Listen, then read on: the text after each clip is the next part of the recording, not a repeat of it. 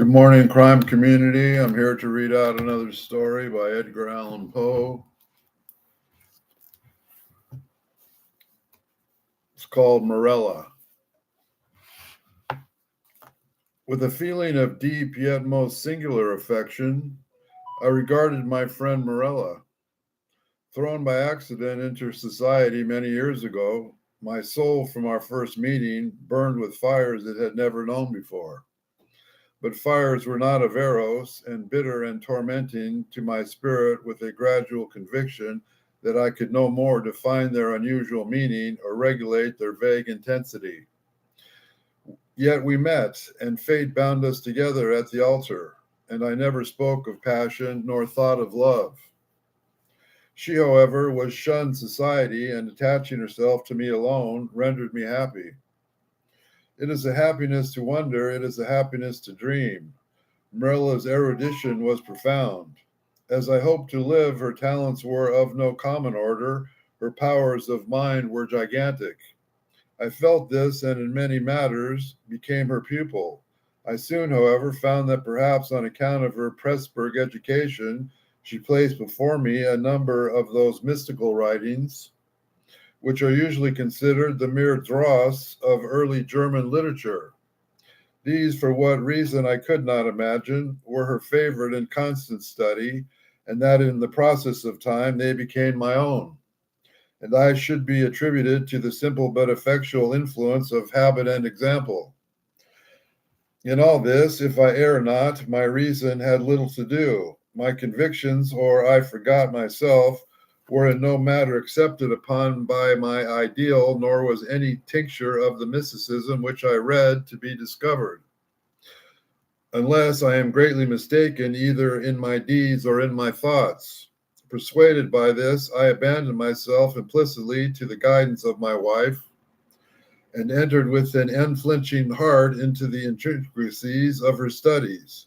And then, when poring over forbidden pages, I felt a forbidden spirit enkindling within me.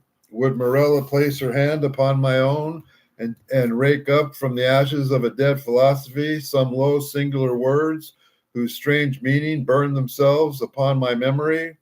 And then, hour after hour, I would linger by her side and dwell upon the music of her voice until at length its melody was tainted with terror, and there fell a shadow upon my soul, and I grew pale and shuddered inwardly at those two unearthly tones. And thus joy suddenly faded into horror, and the most beautiful became the most hideous, as Hinnon became Gehenna. It is unnecessary to state the exact character of these disquisitions, which, growing out of the volumes I have mentioned, formed for so long a time almost the sole conversation of Morella and myself. By by the learned and what might be termed theological morality, there will be readily conceived, and by the unlearned they would, at all events, be little understood, the wild pantheism of Fichte and modified halcyon of Pythagoreans, and above all, the doctrines of identity as urged by Schelling, which generally points to the discussion presenting the most of beauty in the imaginative Morella. The identity which is termed personal, Mr. Locke, I think truly defines to consistent of the saneness of the rational being.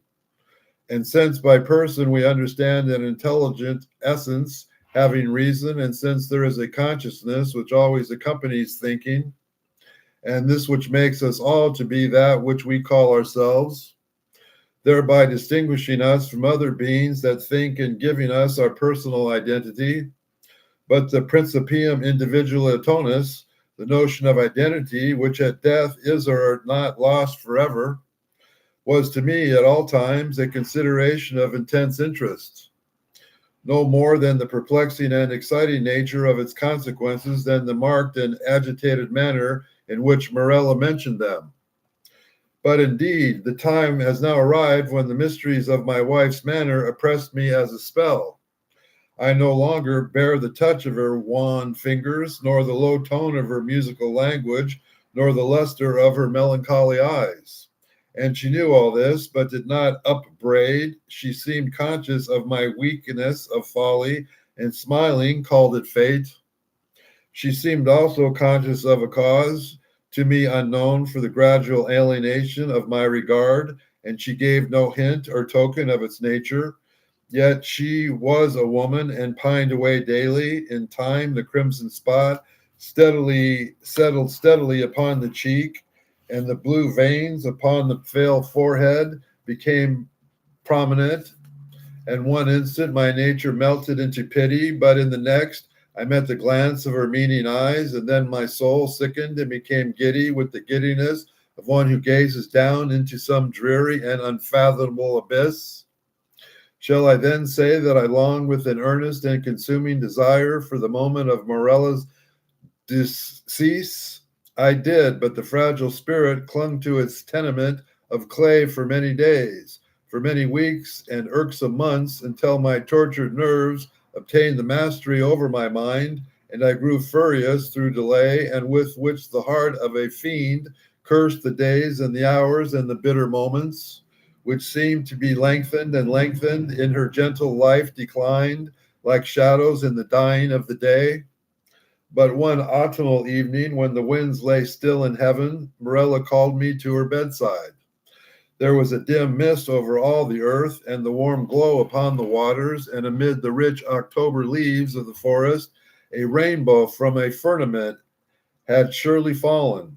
It is a days of days, she said, as I approached, a day of all days, either to live or die. It is a fair day for the sons of earth and life, ah, more fair for the daughters of heaven and death. I kissed her forehead, and she continued, I am dying, yet I shall live. Morella, these days have never been when thou couldst love me, but her whom in life thou didst abhor, in death thou shalt adore.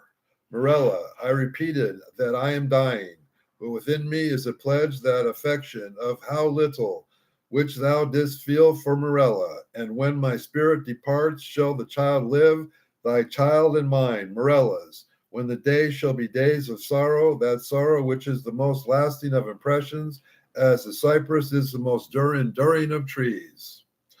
For the hours of thy happiness are over, and joy is not gathered twice in a life, as the roses of Pastium twice in a year. Thou shalt no longer then play the titium with time, and being ignorant of the myrtle and the vine, and thou shalt bear about with thee thy shroud on the earth, as do the mausoleum of Mecca. Morella, I cried, Morella, you know thou this. But she turned away her face upon the pillow, and a slight tremor coming over her limbs. Thus she died, and I heard her voice no more. Yet, as she had foretold her child, to which in dying she had given birth, which breathed not until the mother breathed no more, her child, a daughter, lived, and she grew strangely in stature and intelligence and intellect, and was the perfect resemblance of her who had departed. And I loved her with a love fervent than I believed it possible to feel for any denizen on earth. For ere long the heaven of this pure affection became darkened, and gloom and horror and grief swept over it in clouds. I said, was the child grew strangely in stature and intelligence. Strange indeed was the rapid increase of bodily size, but terrible, oh terrible, were the tumultuous thoughts which crowded me upon while standing the development of her mental being. Could it be otherwise? Then I daily discovered in the conceptions of the child the adult powers and faculties of the woman, when the lessons of experience fell from the limbs of infancy, and when the wisdom of the passions of maturity I found hourly gleaming from its full and speculative eye. When I say all this became evident of my appalled senses, when I could no longer hide it from my soul, nor throw it off from these prepositions which trembled to receive it, is it to be wondered of that suspicions of the nature, fearful and exciting, crept in upon my spirit, and that my thoughts fell back aghast upon the wild tales and thrilling theories of the entombed Morella? I snatched from the scrutiny of the world a being whom destiny compelled me to adore, and to the rigorous seclusion of my home, with agonizing anxiety over which concealed the beloved. And as years rolled away, I gazed day after day upon her holy and mild and eloquent face, and pored over her maturing form day after day, and I discovered new points of resemblance in the child to her mother, the melancholy and the dead. And hourly grew darker these shadows of similitude, and more full and more definite, and more perplexing and more hideously terrible in their aspect. For that her smile was like her mother's, I could bear, but then I shuddered as to its perfect identity, that her eyes were like Morella's. I could endure, but then they too often looked down into the depths of my soul, with Morella's own intense and bewildering meaning. And in a contour of the high forehead and the ringlets of the silken hair and the wan fingers which buried themselves therein, and in the sad musical tones of her speech, and above all, oh, above all, the phrases and expressions of the dead on the lips of the loved and the living, I found food for consuming thought and horror for a worm that would not die. Thus passed away 2 lustra of her life, and as of yet my daughter remained nameless upon the earth. My child and my loved were the designations usually prompted by a father's affection, and the rigid seclusion of her days precluded all other intercourse. Morella's name died with her at her death, and the mother's I had never spoken to the daughter. It was impossible to speak. Indeed, during the brief period of her existence, the latter had received no impressions from the outer world, save such as might have been afforded by the narrow limits of her privacy. And at length the ceremony of baptism presented to my mind, in its unnerved and agitated condition, a present deliverance from the terrors of my destiny. And at the baptismal font I hesitated for a name, and many titles of the wise and beautiful, of old and modern times, of my old and foreign lands, from thronging of my lips with many fair titles of the gentle and the happy and the good. What prompted me then to disturb the memory of the buried dead? What demon urged me to breathe that sound which in its very recollection was wont to make ebb the purple blood in torments with the temples to the heart? What fiend spoke from the recesses of my soul when amid those dim aisles and the silence of the night I whispered within the ears of the holy man the syllables Morella?